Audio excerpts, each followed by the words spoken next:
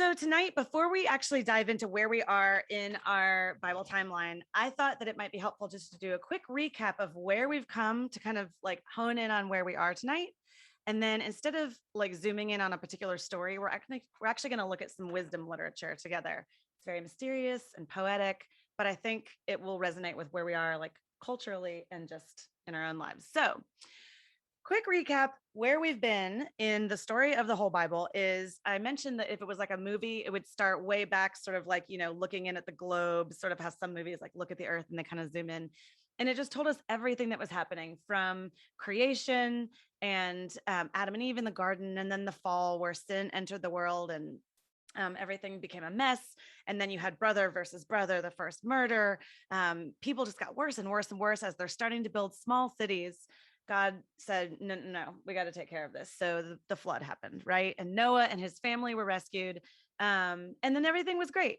Nope, it wasn't. Because as soon as they basically landed and made their covenant, all hell started breaking loose again because people multiplied and people have in them like a rebellious spirit. It's kind of baked in.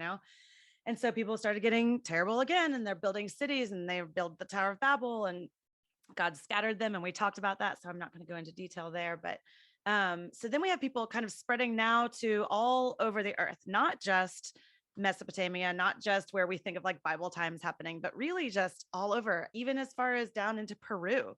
Really cool.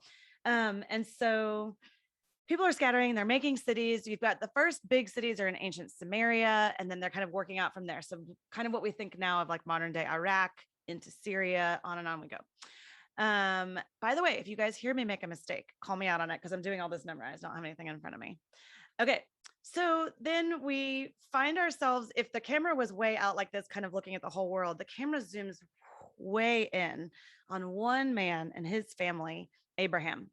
And God makes a covenant with Abraham, which is the first time that anyone kind of had this understanding where God made promises to him, like your people are going to be as numerous as the stars in the sky, and the descendants of your children will fill the earth, and I'm going to have a special relationship with them. You're going to be blessed to be a blessing. And that's the story of Abraham. And then Abraham has Isaac. Isaac has Jacob. Jacob wrestles with the Lord, and after wrestling with him is renamed Israel. So when you hear the name Jacob and Israel, they're synonymous. But of course, Israel also becomes a nation. So that's a little bit confusing because it's a name and it's a like country. But Jacob has 12 sons, and those 12 sons are the heads of the tribes of Israel. Neat, right? So it's a family and it's a nation, which is exactly what God promised Abraham, that his family would be a great nation.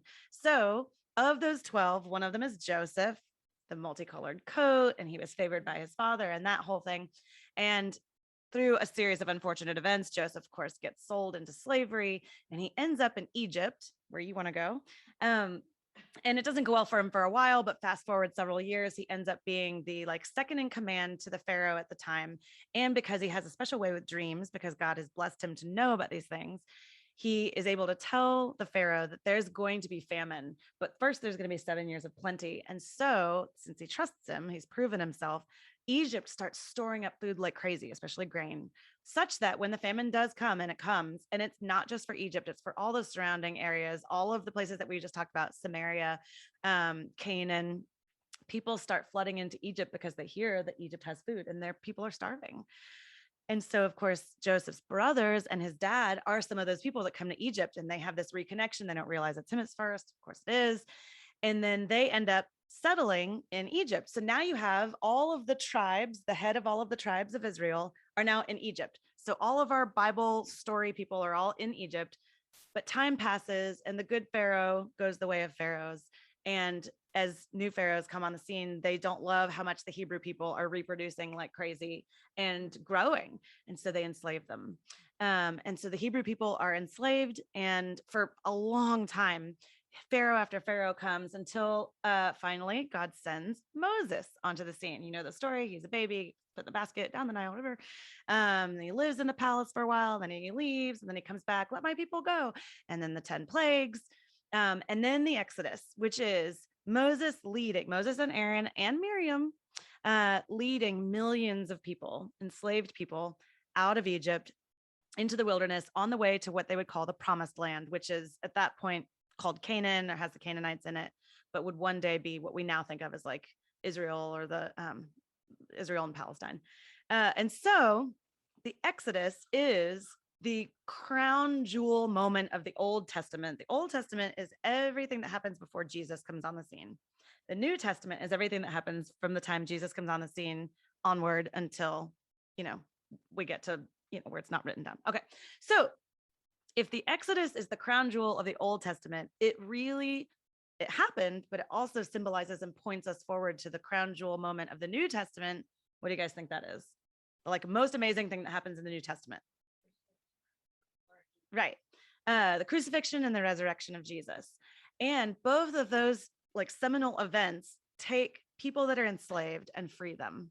It's really cool, right? So we've got all of these people wandering in the wilderness. God gives them the 10 commandments. There's the whole thing with the manna and the snakes and on it goes. They wander for a while because they're rebellious, but eventually they get led into the promised land by Joshua. We're now in the next generation, and Joshua is the one that says, be strong and courageous. And he re-ups on all of the stuff that they already knew from Moses, which is, if you follow God's commandments, things will go well for you and you will flourish. If you don't follow God's commandments, it's not going to go well for you, but don't do that because it's not what the Lord wants. But of course, the people are rebellious and they do it. So there's the conquest through the Canaanite land. That's the story of Jericho, and the walls come tumbling down and all that. They settle into this land. Time passes and they continue to rebel against God. If you were to make a pattern or a recipe for the Old Testament, it would go something like this. God does good things for his people. He saves them. They rebel against him. Why? We'll talk about that later tonight. And then it doesn't go well for them, just like he said it wouldn't. And they live in misery for a while until they're like, oh, we can't handle it. God, save us. And he does. And that brings us into the book of the Judges and the time of the Judges, which is just that story on rinse, repeat over and over again. And every time they call out to the Lord, he sends them a deliverer or a savior or a judge is how it's translated. And those judges are hot mess express people that should not ever be leaders, but God chooses them and uses them. And it's very strange, but he does. And so that's where we get stories like Samson and Gideon and the lady that drives the tent peg through the temple of the bad guy and all those cool stories. Also in the time of the Judges, we get, if our camera has already zoomed in on the nation of Israel, now it zooms way in on the family of Naomi and her daughter-in-law, Ruth. Ruth is a terrible Moabite, but she ends up being really faithful to the Lord. And God brings her not only a love story, but continues the line that will eventually be Jesus all the way from Eve. If you were to follow it through, it goes through Eve. It includes Rahab when they came into Jericho with Joshua, and she was a prostitute and she was also not an Israelite. Anyway, back to Ruth. So Ruth and Boaz have babies, and a couple generations later, we get to David. Before we get to King David, though, we've got a prophet on the scene named Samuel. Samuel's just a really solid guy. He's one of the first kind of solid guys we find in the Bible, truly. And the people of Israel ask for a king. And God tells them, don't do that. It's not going to go well for you. When people get great power, it doesn't go well for them because it corrupts them and they will take advantage of you. But the people say, no, everyone around us has a king. We want a king. So Samuel says, fine. So they start out, they have King Saul. King Saul's pretty solid dude for a while. And then he's not. And then they anoint David. David's very young. He's kind of the runt of the litter of his family. But that's where we get that line that says that people look at the outside, but the Lord looks at the inside or at the heart. And that's who he chooses. And David, for the most part, is just a stand-up, amazing guy. He's the man after God's own heart. He's a good king. He rules really well. I feel like I have to say that with some sort of gravitas in my voice because we think of David and we think of his one big mess up and a little big mess up. Of course, as you know, we talked about last time, he had sex with Bathsheba and she was married. And some people even would call that kind of rape because he was in a position of power and she was not. But regardless, it was infidelity. And then she got pregnant and then he had her husband killed. So now he's in the rape and murder business. And the worst part, I think, is that he just doesn't feel guilty at all until Nathan, who's the new prophet that's around. I mean, there's lots of prophets, but he's the one that talks to David and he presents it to him in a story form that makes David go, oh my gosh, no, what have I done? No, this is terrible. And the law said that he should be killed, but God has mercy on him in part because his repentance was just so solid. And that's when he pens Psalm 51, which is the create in me a clean heart and help me be steadfast, help me be faithful back to you and tell other people about how wonderful you are. And there are earthly consequences, though. That baby that they have together dies, and he is not able to build the temple, which he really wanted to do. They've been carrying the Lord sort of around in the Ark of the Covenant, which is inside the tabernacle, which is kind of a big tent and has all these special things and special rules for making sacrifices and special rooms. But they want to make a permanent one in Jerusalem. He doesn't get to do that. And that brings us to tonight, because he has another son with Bathsheba. Once he makes an honest woman out of her, he marries Bathsheba. She becomes one of his wives, and their son is Solomon. Now he has plenty of other sons, but Solomon is he makes a promise, and it's kind of cool that God does this, because again, God is using unlikely people to bring forth his promise in Jesus. And so Solomon becomes the next king. Whew, okay, that is our recap. I am going to skip all of the stuff about the beginning and how Solomon became king, but there was a whole thing with wanting to have sex with this concubine named Abishag. That doesn't sound sexy, but anyway, that was her name. If any of you are going to be having kids soon, maybe put that on your baby name list. But anyway, someone tried to usurp the throne. They didn't get to. You can go read it. All of these things. So in the Bible, if you're reading in the Bible, we are now in a part where several books of the Bible are coming together at once. So we've got First Kings and Second Chronicles are all telling similar stories in different ways with different emphases. And then woven into those, we're also going to get some of our wisdom or poetry literature. So things like Psalms, which we talked about last time. Tonight, we'll be talking a little bit about Proverbs, but we're really going to talk about Ecclesiastes, which were written not solely, a lot by Solomon, but probably not all by Solomon. And he also wrote Song of Solomon or Song of Songs, which is the sexy book. Sadly, we're not talking about that tonight, but woo. Only because I haven't really studied it and I don't want to talk out of my depth. That sounded funny since I'm single. I haven't studied it in every way. But the story of Solomon starts out, I mean, we know about when he was a baby and whatever, but when he becomes an adult and he becomes king, one of the first things he does is he meets with God. And I have to apologize, I'm not looking at you. You're just so far back, but I know you're there, and I received that. I want you to know you're part of the fam. Okay. Solomon has a moment that maybe you learned about in like Sunday school if you were churchy when you were little, where the Lord says, ask me for whatever you want, which is weird. It's like a genie moment. We're always like, the Lord is not a genie, but in this moment, it kind of sounded like one. It's like, ask me for whatever you want. And Solomon says, I want wisdom. I want to know how to rule well. And it's a picture of Solomon at the beginning. Here's what we're going to watch. We are going to watch the rise and fall of this man. He was amazing and wonderful, and he was wise. I would say he's probably the wisest person in all of the Bible until Jesus comes along. Obviously, he's God, so, but Solomon was wise and he ruled well, and there was prosperity. We've talked about it. We're eating some of the foods that they had there. But he also fell into the same trap that we've been talking about, and like royally. Royally. Okay. Anyway, so he asked for wisdom and God gives it to him. And so he's wise enough to ask for it, but then has just an abundance of wisdom, so much so that people have come from all over eventually asking him for help. In fact, one of the first stories, oh yeah, if you guys want to grab those, you can. We're not in the discussion part yet, but feel free. Or maybe pass them around. One of the first stories that we hear about him using his wisdom is one that you probably have heard. It's where the two ladies each have a baby. Just like quick show of hands, who's heard the story about the cutting the baby in half? Okay. Yeah. So these two prostitutes each have a baby.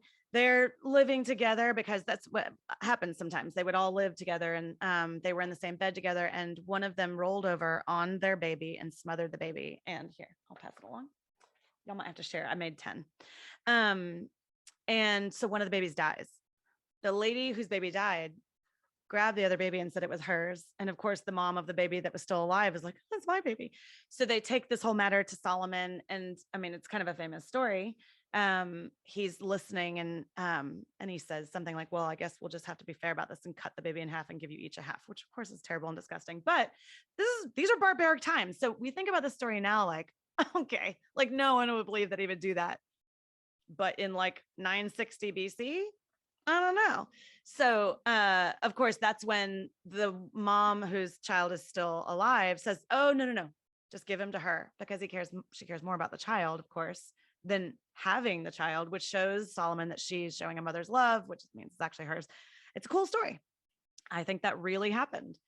And that's just one example of his wisdom. We get most of the examples of his wisdom from the Proverbs, which is just a collection of sayings, which we'll get to in a second. But 1 Kings 4:20 says this: the people of Israel were as numerous as the sand on the seashore. They ate, they drank, and they were happy. And Solomon ruled over all the kingdoms from, and then it talks about all the areas because he widened the net of Israel's reign. During Solomon's lifetime, Judah and Israel lived in safety, everyone under their own vine and under their own fig tree. Y'all, that's wine and delicious food. Meaning, like, everyone was happy, everyone was satisfied. There was peace and prosperity. I mean, isn't that what we all want to live in? And so things were good until they weren't. And I think it's interesting because this is around the time that Proverbs starts up. Proverbs is, if you ever just want to read little nuggets of wisdom, that's what Proverbs is. It doesn't have as much of a flow as the narrative stuff does, like a story. There is some cool themes and stuff in there, but Proverbs tends to be more like, you should do it like this. This is like the lady that's like maybe 20 years ahead of you on her path. She's made it really well in her career. She lives in like West U. She's doing awesome. She's on a board here and there. And she comes and tells you, like, listen, this is what you should do to be successful. And you're like, yeah, I'm going to do those things. That sounds great. That's kind of what Proverbs is. It's like, be smart about it. Like, show people kindness. And for the most part, people will show that back to you. Like, do these things, don't do these things. Proverbs says that. Later in his life, he writes Ecclesiastes, and Ecclesiastes gets to sort of like, you know what? Sometimes you do that and it doesn't work and it's all screwed up. So, like, forget it. And I mean, we're going to be diving into that tonight because I feel like some of us in this room are there. We're like, we're doing everything right. Like, we're coming to Bible study. You're all here, right? Like, we go to church, we read our Bible. We're like generally good people. And life is, well, I won't use a bad word because it's going on YouTube, but kind of crappy. That's almost as bad as shucks. So Proverbs starts here. We get verses like Proverbs 1:7 is kind of the maybe like just defines the book. It says the fear of the Lord, which fear of the Lord is really like reverence or awe or like understanding who God is and who we are not, right? The fear of the Lord is the beginning of knowledge, but fools despise wisdom and instruction. And then he goes on, and there's kind of this motif of like the teacher, or no, the father talking to his son. But another really cool motif in Proverbs, which I think this next thing I'm about to say is not in the Bible, and I have not done enough research to see if I'm just talking out the side of my mouth or if there's anything to this. What I'm immediately going to say is in the Bible, but wisdom in Proverbs is personified as a woman. It talks a lot about like Lady Wisdom, or she says this, or she calls from the mountaintops, or she. But so is folly. Folly is pictured as a prostitute who promises pleasure but delivers death. It's like praying mantis prostitute. So folly is a woman that's like a loose woman who whores herself out and was like, come do whatever you want. And then of course it goes badly for you. But wisdom is also personified as a woman. This is very distracting. I'm glad you're snuggling though. There's a new kitten on the scene and it's getting attention. Okay. I think what's interesting about this is the thing I'm about to say that may be heretical. So if it is, I'll catch myself in a couple of years and come back and recant. But I think Solomon, you'll see that later, he has a problem with women. Like, he has way too many women in his life, and they're pagan women that he was not supposed to marry from all these outside lands that are going to lure him away to these other gods. And I wonder if part of why he wrote Proverbs that way, where there's like a feminine anthropomorphication of wisdom, is because he already was sensing the push and pull, you know, like a woman in your life, like in Song of Solomon, can be so beautiful and so wonderful and bring wholeness and beauty and all these things. But when you do it the wrong way, it pulls you away from God, right? May or may not be why it's like that. It may just be because it's a celebration of women. I don't know, but that's in there. Let's see. Solomon expands the reign and the territory of Israel, and then he builds the temple. Where he builds the temple, interestingly enough, this is a fun fact. I'm wondering if anyone knows, it's on Mount Moriah. Does anybody know what happened on Mount Moriah several hundred years before this? It's okay. No, that's Sinai, but no, it's before that. Anybody else want to try? Yes. Yeah, it's where Abraham is asked to sacrifice Isaac, and they go up to the top of this hill. And of course, God provides. And what does he provide? He provides a ram, a sacrifice, so that Isaac doesn't have to die. And then that's where the temple is built. Kind of cool. Anyway. Yeah. The mount, the temple mount. Okay. Yeah. Well, I wasn't going to call it that and give away the answer. So he builds a temple, and he also builds his palace, and his palace takes even longer and is even more grand, which the Bible never says, like, notice this guy's palace took like years longer to build than the temple. I don't know if that's because it was an ego thing or just because you need more rooms because there's more people that have to like come in and through the palace. But so they build the temple, and then there's this beautiful prayer of dedication in 1 Kings 8, where he just prays this prayer that like if you're thinking about a prayer to pray to God, go to 1 Kings 8 and just read it. It's really lovely and beautiful. And it's like, God, you've done so much for us. We want to serve you. We want to love you well. And then the Lord appears to Solomon and says this whole thing, which I'm not going to read it all, but it says like, I've heard your prayer, and I'm going to dwell here. And then it says, if you live faithfully and with integrity of heart and uprightness, as David, your father did, and do all I command, blah, blah, blah. Notice when he says, as David did, David wasn't perfect. So God isn't asking them to be perfect, but he is asking their heart to be in the right place and be repentant when they're not, right? So then he says, if you do all of that, I will establish your royal throne over Israel forever. You shall never fail to have a successor on the throne of Israel. But there's always the but, right? If you or your descendants turn away from me and do not observe the commands and decrees I've given you, if you go off to serve other gods and worship them, I will cut Israel off from the land, on and on. And that is exactly what's coming. I mean, if you didn't already know, this is a spoiler, because after Solomon, the kingdom, it divides. There's civil war, there's unrest, there's a bunch of bad kings that come along, and then they each get taken away. One half of it gets taken away to Neo-Assyrians, and then a couple hundred years later, or not quite, the southern half gets taken away by the Babylonians. So that's good time. But for now, we reign in the golden era. The Queen of Sheba comes to visit Solomon. This is the craziest story in the Bible. It's like, it's just in there. Like, so there's queens.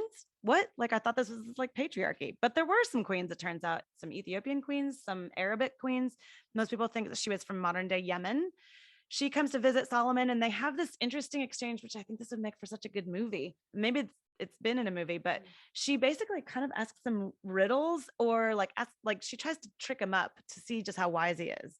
And he kind of passes the test with flying colors, and she realizes, oh, you really are wise. And then she brings him a bunch of like spices and stuff. And then he sends her back with gifts, and it's cool. And that's the end of that story. And then we move on. Oh, for sure. Yeah, no, there's archaeological. Yeah. In fact, in a lot of extra biblical writings, it's the Sheba without an H. And so, it's attested to. It's not just like a mysterious thing. Until we get to the poetry, I actually do think all these things happened, right? Unless something's written in a really allegorical way, when it says like, Abel's blood cries out from the dirt. I mean, I don't think dirt is crying out, right? But like, we're smart enough to know that that's a metaphor. But if it doesn't sound like a metaphor, and it's in a narrative section that's telling the story of what happened, and it's including things like boring dates and genealogies, like, I think it happened. I think you should think that too. Okay. So it says in 1 Kings 10 that King Solomon was greater in riches and wisdom than all the other kings of the earth. The whole world saw audience with Solomon to hear the wisdom God had put in his heart. And then it has this weird sentence, which you might not notice if I hadn't been thinking about the Deuteronomy passage about what kings are supposed to do. And it says that Solomon accumulated chariots and horses. It talks a lot about his horses. You're like, okay, fine, about the horses. Well, if we go back to Deuteronomy, where it talked about how a king should live, one of the things it says there is like, don't accumulate a lot of horses. I don't think it means that God is like anti-equine, right? It just means that God is saying, don't build up such prosperity for yourself that you get too big for your britches and you lose your mind with control, right? And that's a sort of a signpost of how rich you are. You have a few horses, great. You have a few stables of horses, great. Do you have thousands on tens of thousands of them? It might be too much. The section from Deuteronomy says a few things. It says, don't acquire a great number of horses. Don't return to Egypt. First thing that Solomon does is marry Pharaoh's daughter from Egypt. No, probably wasn't a great first move. It also says not to have wives that are going to take you away to these other gods. And then it finishes by saying that you should always have the Torah. That's the first 5 books of the Bible. um, close on hand, like reading it every day. And it even says like holding in your hand or at your right hand, excuse me, so that you can follow the Lord and follow his decrees and not forget them. But Solomon married 700 foreign wives and had 300 concubines. Concubines like a mistress. So there's not like a marriage, but they're in the harem, right? When you hear about harems, that's a real thing. He had a lot. Y'all, that's 1,000 women. Okay. Now, all those women were not in bed with him and all these kinds of things, right? The reason partly why he had so many is to make alliances with other nations. So it'd be like the daughter of, so and so from Gath, we'll give you this, plot of land to be Israel's if you'll marry her. And but so a lot of this is like national socio-political kind of thing. Nevertheless, it was foolish. It was super foolish. In fact, he writes in Proverbs, there is a way that seems right to a man, but its end is the way of death. And he's like writing his own sort of like obituary because it's the one, God said, don't have a lot of horses, had a lot of horses. Don't have a lot of wives, had a lot of wives. Definitely don't have a lot of wives from pagan lands that are going to pull you away to these other gods. I want to say just a quick word about these other gods. When I say other gods, I'm thinking with a lowercase g. I don't think they really were God. I think there's only one God, which is sometimes here called Yahweh or the God of Israel. The other gods are false gods, and they are so wicked. We've talked before sometimes about why there was justification to wipe out some of the people that followed these gods. These are the people that they're cannibalistic. They would rip open pregnant women's wombs to like expand their borders. They would make these tall bronze statues. Remember, we were in the Bronze Age. We're in the Iron Age now, but they would make these bronze statues with like outstretched arms with like an oven in the sort of stomach of the god or the bull or whatever the thing is. And they would take babies, infants, children, lay them on the hot arms of these things and play instruments so that you wouldn't hear the screams of the children dying and sacrifice them. They would murder children. They would sacrifice children. They put their bones in jars. There are heaps and heaps of evidence of this in Carthage and various places around the Near East, ancient Near East, where we know that this is what happened. And we know it from other texts too. The gods Chemosh, Molech, Ashtoreth. They asked their people to do terrible, awful, awful things. The kind of things that later tonight we're going to pray about Afghanistan that we're worried the Taliban is going to do, like human atrocities. So that's who God is saying, don't fall into this. And it's not like it starts by saying, yeah, let's sacrifice a baby. It starts with like, you're pretty, we don't have to do all that stuff. Maybe we can just like burn some incense. Maybe we can just whatever the thing, I don't know all their practices, but and it's a little bit, it's this essential oil, it's saging your house from a spirit or whatever. I don't think there's anything wrong with essential oils. Okay. But I'm just saying there are little things. And then at some point you're lost in, it talks at the end about how he's going to the high places. We'll talk later more about the high places, but that's where pagan worship happens. So Solomon begins worshiping these other gods. And there's no question that's what's happening. There's a long passage. I'm not going to read it because I want us to get to our discussion. But in 1 Kings 11, where it just says, King Solomon loved many foreign women besides Pharaoh's daughter. Moabites, Ammonites, Edomites, Sidonians, Hittites. You've heard these names when we've been talking, right? They're from nations about which the Lord had told the Israelites, you must not intermarry because surely they will turn your hearts after their gods. Here's the thing about hearts being turned after other gods. It means you're turning your heart away from God. The one God who did what? Rescued you from slavery, comes back and rescues you every time. There is imagery, and this has been one of our discussion questions. There is so much imagery in the Bible about us or the church or Israel during the Old Testament being like the bride of God or the wife of God that's just super slutty, just whoring herself out all the time to these other men. In fact, there's a whole book of the Bible that kind of puts that into a story with the prophet Hosea. But it'd be like, and it'll say like, when we get into the other kings next time, it'll say like, so-and-so was a great king. He loved the Lord, but he did have a couple pagan wives and he did worship on the high places and you're like, so it'd be like if you're married to this amazing man and he comes home from work and you're like, I love you so much, but don't go in the guest room because I have someone in there. Like, this is what Israel was doing all the time. It's why we can hear verses like God being a jealous God and not think, oh, why was he so angry? It's like, no, like he loved his wife, not a real wife, but his creation that he created and rescues over and over again. And she just keeps turning away and doing things that are going to hurt her. I mean, it's heartbreaking. Okay. So Solomon, basically because of that, I mean, this is all happening over the course of 40 years, but I'm wrapping it up quickly, leaves behind this like very fragile kingdom that's ripe for division, which is exactly what happens next. Toward the end of his life, he writes Ecclesiastes, and that's where some of our questions come from tonight. Ecclesiastes, unlike Proverbs, has a lot of cynicism in it. It has a lot of like, screw it all. Nihilism. If you've ever heard of nihilism, it's kind of the philosophy that like there's no meaning to anything, so you might as well just like not even try, it's all going to burn. It's all meaningless. There is a word I want to tell you guys about that's used a ton in the book. It's translated as like meaningless or vanity or futility, but it's pronounced hevel. It's Hebel, but it's pronounced hevel. And what it really means is kind of like paradoxical, enigmatic. The most literal translation of the word hevel is in the title of your notes. It's smoke or dust. So it's a real thing, but it's like you can't grab it.